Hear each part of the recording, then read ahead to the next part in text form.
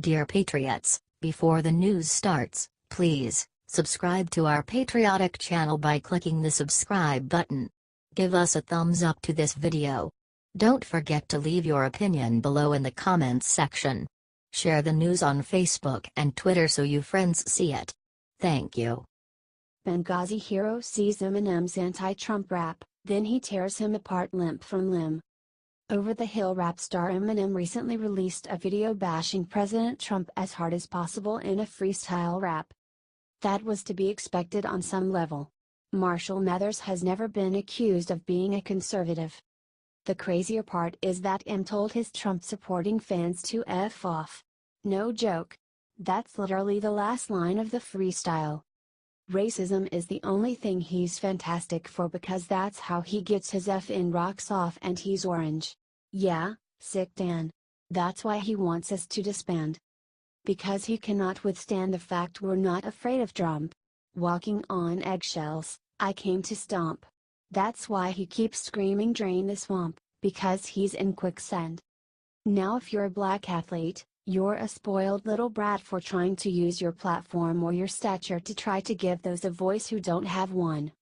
He says you're spitting in the face of vets who fought for us, UBS, unless you're a POW, who's tortured and battered because to him you're zeros because he don't like his war heroes captured. Saw some posts this morning about the candy rapper Eminem rapping his opinion. Will it swayed me to disrespect the flag and follow the opinion of the X-49 or QB and kneel during the Pledge of Allegiance, disrespecting all who served, Wait, no it didn't. If I want advice on how to commit domestic abuse, live in excess, disrespect the masses as well as lessons on ungratefulness, I'll listen to Eminem and the NFL players. Until then I'll wear my shirt with pride throughout my travels and continue to stand for the flag and pledge of allegiance for this great nation. I'll be damned if I let anyone, including adolescent athletes and pop culture crybabies, turn this symbol of freedom and courage, who many of my teammates, families, and friends sacrificed for, into a symbol of oppression and bigotry. The only bigots and racists I have seen throughout this are from the kneelers and their supporters. For hell's sake, I even saw a post stating that those that support the are the ones who burn crosses. Really? You have to be a special kind of stupid for that view. Guess my Latino cross burning crew will need to get our torches ready for tonight. Like me or not for saying this, I could give a SHT, unflow me, I won't lose a wink of sleep. I'll continue standing for this great country, for freedom, for honor, for courage, and sacrifice, and the symbol this represents. So I'm crossing your line in the sand, killer. Bullseye, Chris. Share this if you agree with this Marine. HTIJR.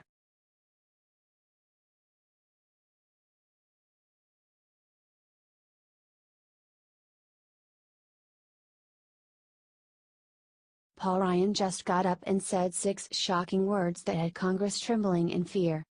Speaker of the House Paul Ryan, DY, has not always been the strongest Republican leader. That being said, with the year nearly over and Congress still unable to pass some key pieces of legislation such as healthcare reform, Ryan has stepped up to the plate to get something done. The next big piece of legislation the House is looking to pass is tax reform.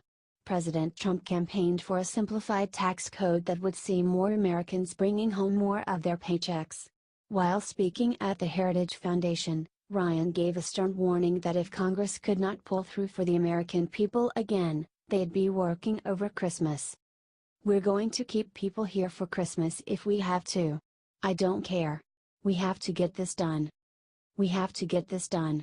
Those are 6 words Congress probably isn't used to hearing. The last time the tax code was overhauled was in 1986. Republicans currently control the legislative and executive branches, creating an ideal situation to enact much-needed major reforms. Ideally, Congress won't even have to go into an extended session. According to Ryan, they are actually on track to get the new tax legislation passed and over to the Senate in November. Either way, it looks very promising that our political leaders are finally ready to buckle down and work for the American people.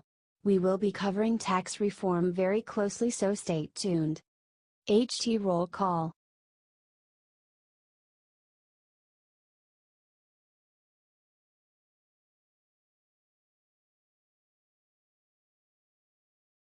Sarah Sanders attacked for her faith, but her epic response will make Christians proud.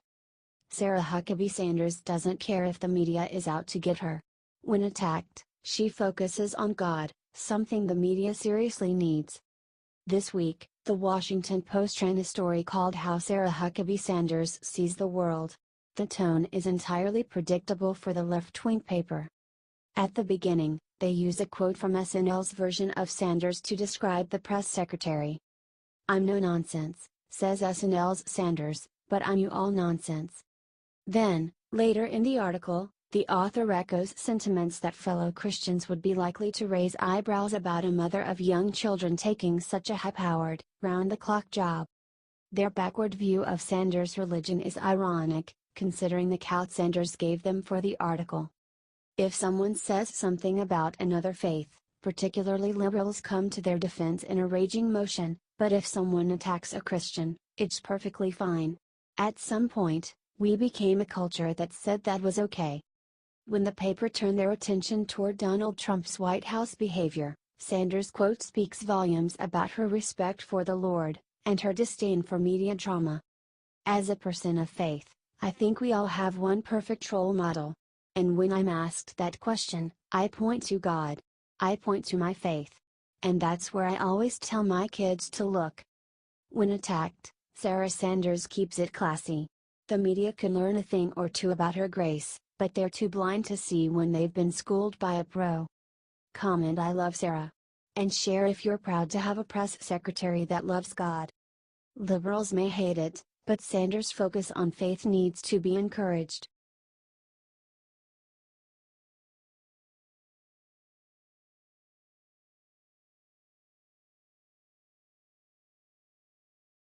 Anthony Bourdain just ripped off Hillary's mask and showed the world who she really is.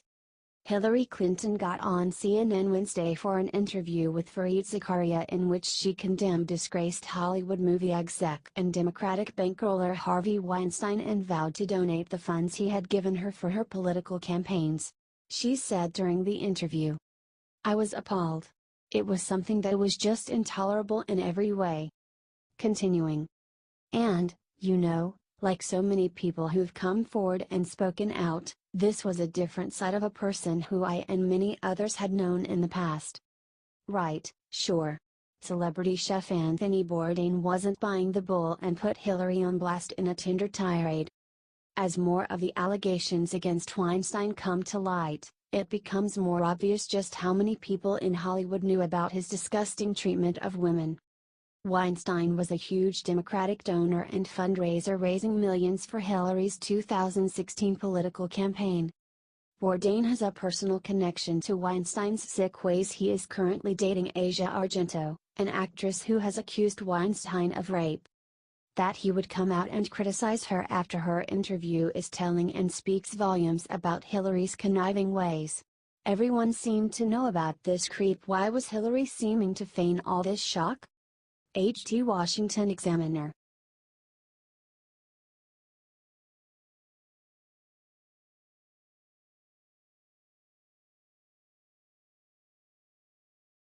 Shock report: Obama's worst nightmare just came back to bite him years later. Senior congressional leaders are now turning up the heat on the Obama unmasking scandal after reports that Samantha Power, the former UN ambassador, was abusing the system. The recent admission shows that Trump's associates were targeted for meeting UAE Crown Prince Sheikh Mohammed bin Zayed Al Nahyan. According to the Washington Free Beacon, congressional leaders have said that investigating Obama unmasking scandal is gaining steam on Capitol Hill. The misuse of intelligence information by members of the Obama administration is a serious issue that requires an exhaustive investigation and accountability, Rep. Ron DeSantis, R., Florida, chair of House Subcommittee on National Security, told the Free Beacon. Apparently, the Democrats have dug a deeper hole with themselves as the Russian investigation has found damning evidence about the Obama administration. Congress is determined to follow the facts wherever they may lead us. And, ironically, the most damning revelations of the Russia investigation thus far incriminates the Obama administration, said the official, who was not authorized to speak on record. Susan Rice's admission to widespread unmasking against Trump associates may just be the tip of the iceberg. We are going to get to the bottom of this. Share this if you want them to keep on digging on the Obama administration. Do you think Obama should be tried in court for all his criminal actions as president? Comment below.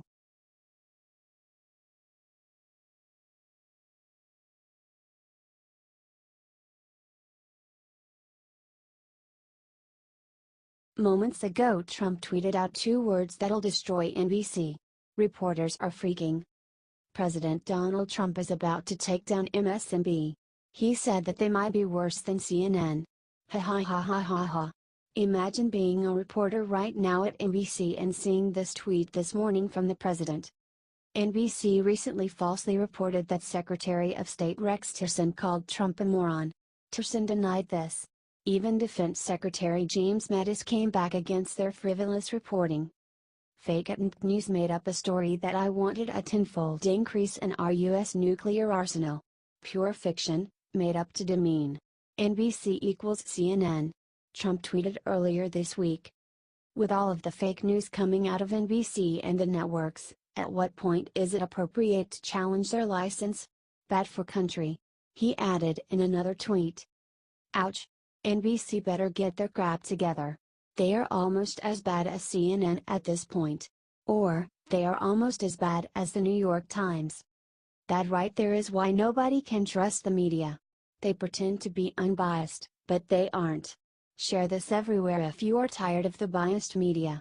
They need to stop with all the lying.